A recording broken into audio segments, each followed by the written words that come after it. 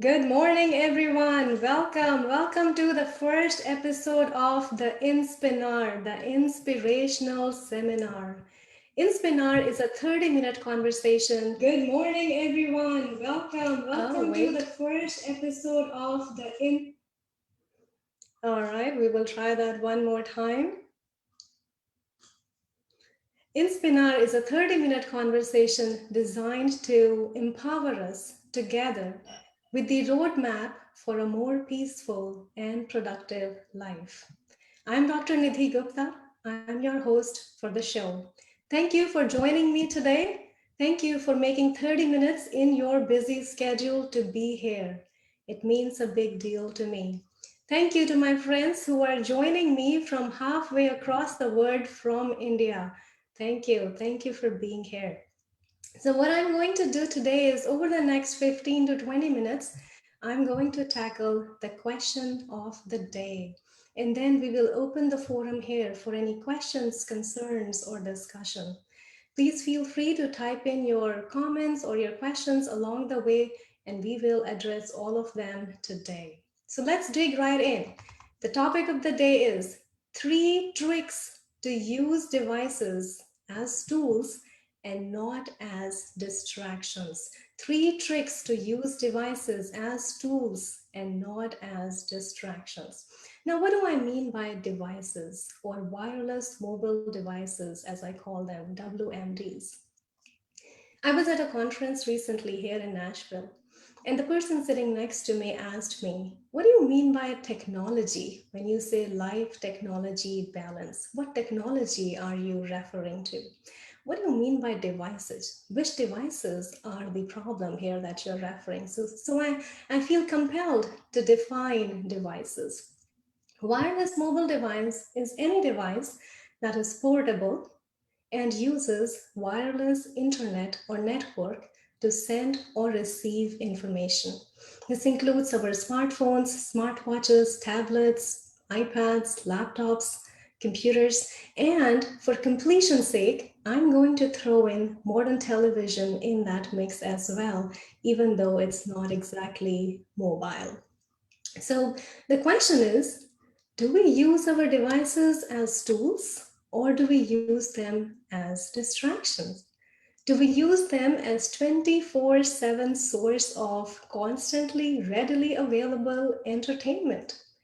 Do we use our devices as time fillers, as babysitters? Have devices made parenting easier or harder? So, what is the trick number one to use devices as tools and not as distraction? Trick number one, do not escape, simply engage and just do it. So, write it down.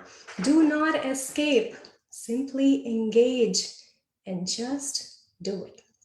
One of the examples that I use for this is that of a hammer, right? So we use hammer to do something at home and then we put the hammer away. We don't walk around the house with a hammer, right? That would be pretty funny, walking around the house with a hammer. We treat the hammer as a tool. Technology was designed to be used as a tool.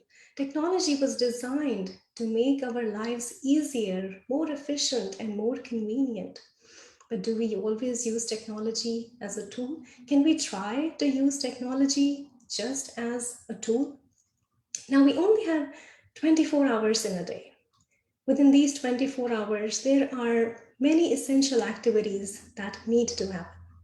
We need to have adequate sleep, office work or school work for children, the recommended amount of physical activity, some time for hobbies or leisure, some media free family time.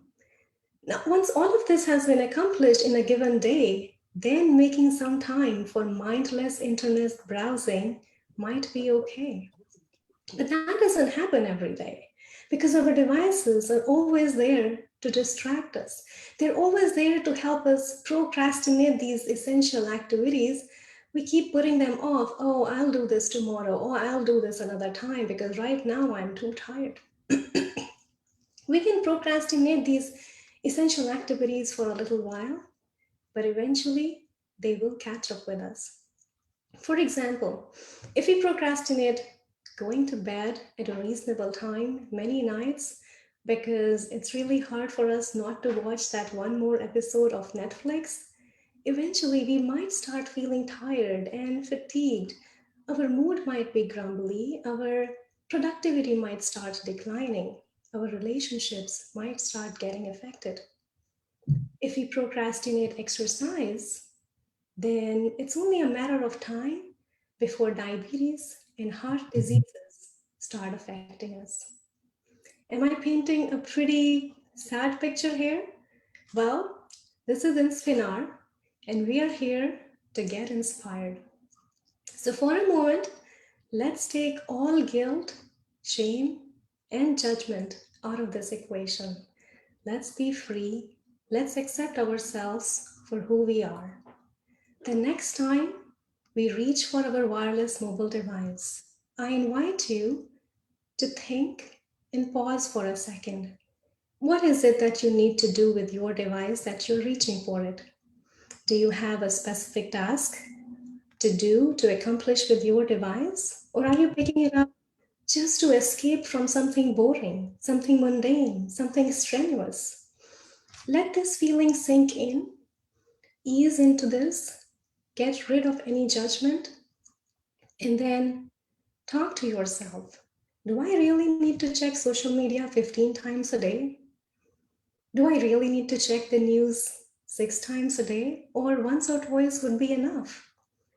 If the answer is yes, then let's pause the subconscious, the automatic, the robotic response to reach for our devices every 90 seconds and then engage actively with whatever it is that we were escaping from, whether it was a task or it was a person who we were escaping from. Engage with them, fully present, fully mindful. So, trick number one, don't escape, simply engage and just do it. Just do it. Just do the exercise. Just turn off the devices and go to bed. Just put them down and engage with your children. Just put them down and take care of whatever household chores that need to be done. Moving on to trick number two. This one is very easy to do and very effective. Okay?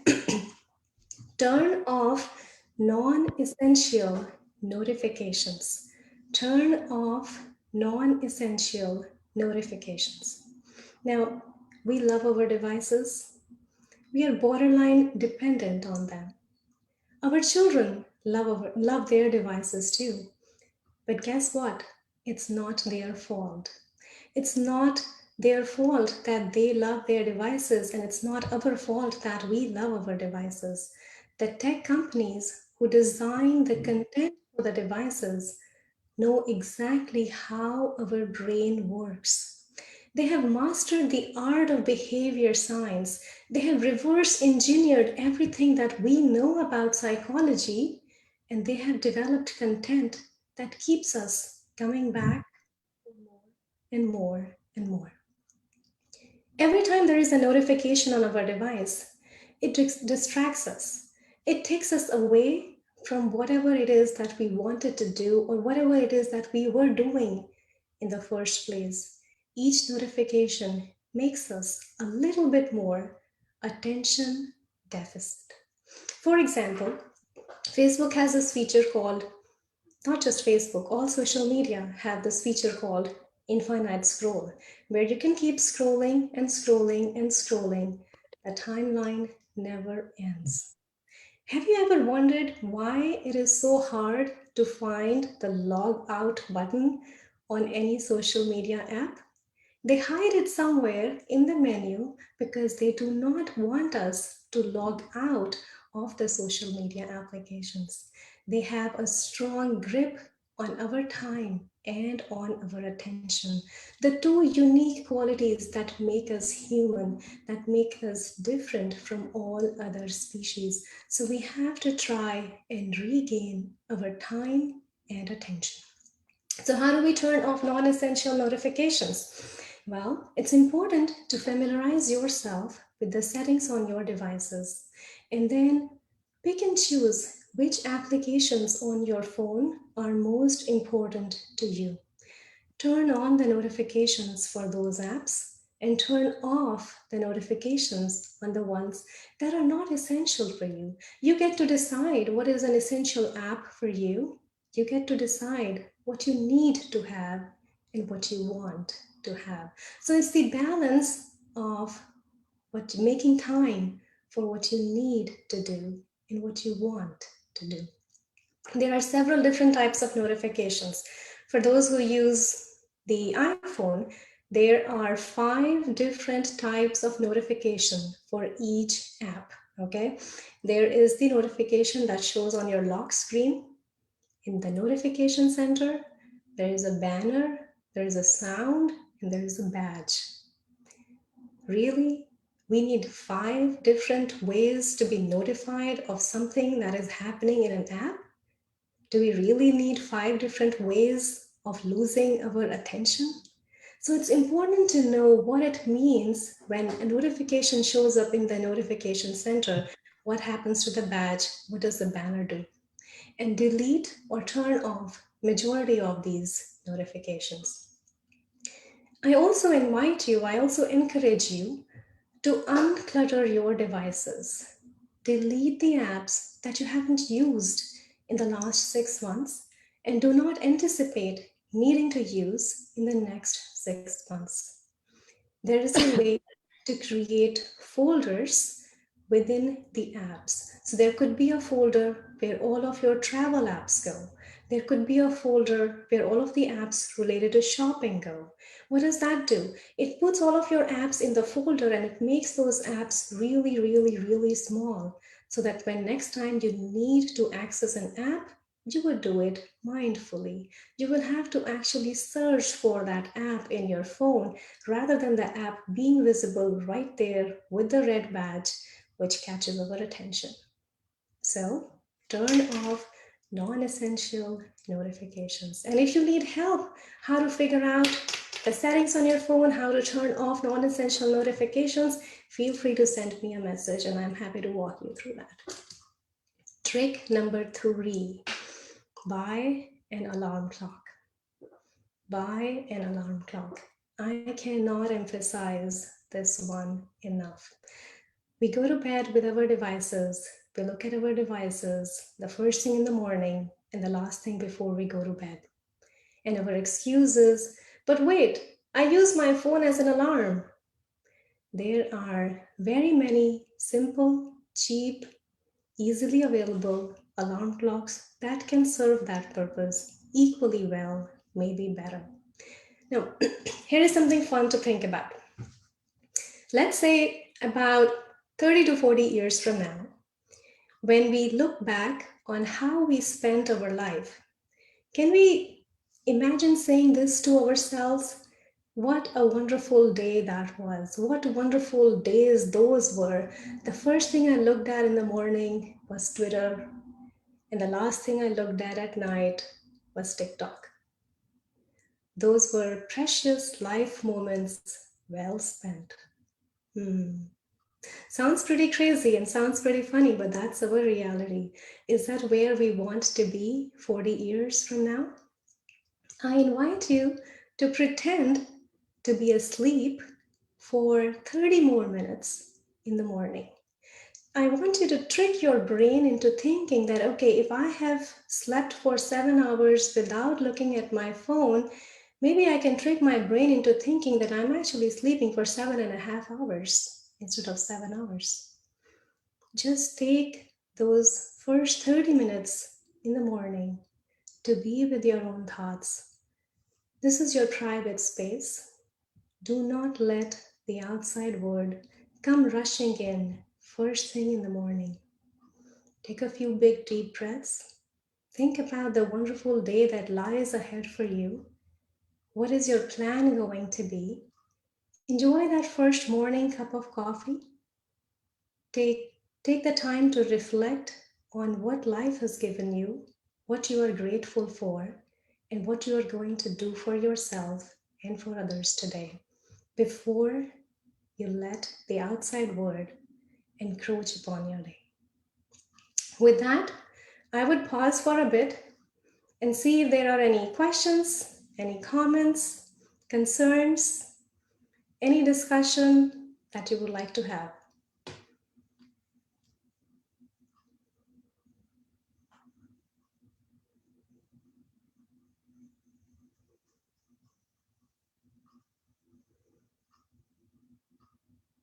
There is a bonus tip that I'm happy to share today. And the bonus tip is called batch processing. Batch processing is something that is very familiar to people who work in industry or in factory setting. Batch processing is dealing with several notifications in one go instead of dealing with notifications one at a time. So how does batch processing work? Batch processing is a really important tool to use devices effectively when it comes to emails and messages. If we were to deal with each email one piece at a time, it's going to be time consuming and not an efficient use of our day. I encourage you to set aside maybe a fixed block of time every day that is dedicated to checking and answering emails. Remember, email is not your only list of things to do. There are other things that need to be done outside of emails. So, receiving emails, replying to emails, and then waiting back for replies from emails should not be the time consuming process that essentially takes us away from everything else that needs to happen. Specify times of the day. There is a colleague I work with, they check their email at 8 a.m., at 12 noon, and then at the end of the day. In the rest of the time, the email window is logged out and email is closed so that life can actually move. Other things can actually happen. Now, what about messages? We get notifications almost 10 to 15 times an hour. If we are being distracted about 10 to 15 times an hour, can you imagine getting anything productive done within a given day? There is research that shows that every time we are distracted, it takes about 19 to 25 minutes to regain our attention and refocus on the task that we were doing. Imagine the amount of distraction, the amount of time lost when we are checking our device every 5 minutes. An average American checks their device about 96 to 206 times a day.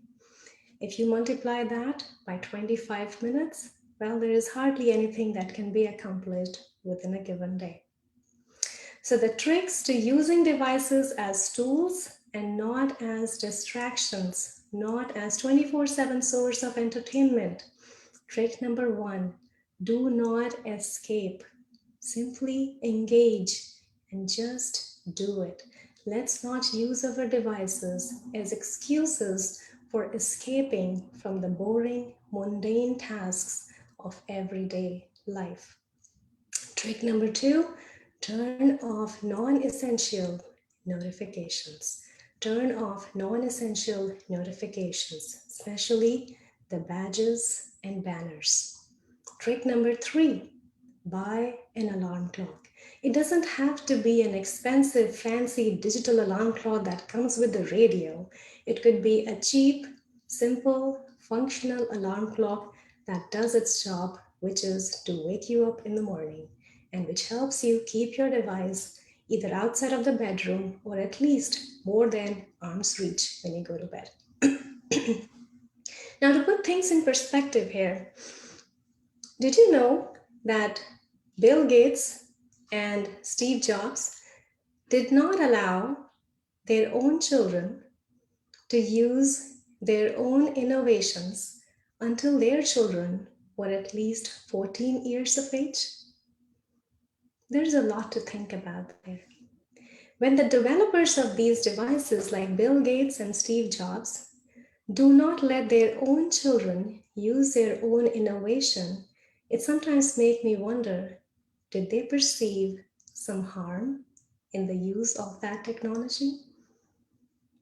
Does it only apply to children or does it apply to adults as well?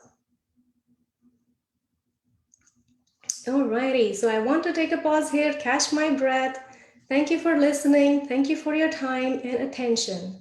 We have a few minutes left for discussion here. Any questions, any comments? Anything that you face in use of your devices in day-to-day life that you're not sure how to tackle because it feels impossible to live without technology? Yes. Go ahead. So when I go for teaching my students, as I enter, they have, some of them have the device in their hand, the phone they are looking at. And as soon as I finish, again they have it and they start looking at. And I wonder how they will retain the content I told them. So That what can be done about it?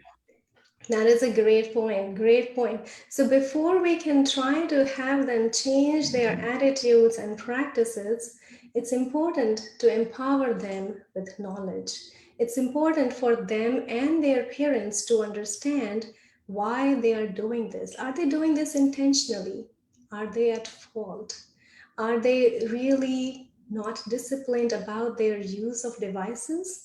Or is it something about the content? Is it something about the devices, the way the content has been designed that keeps them glued to their devices? So, there is a lot of research in the world of psychology that helps us understand about a neurotransmitter called dopamine.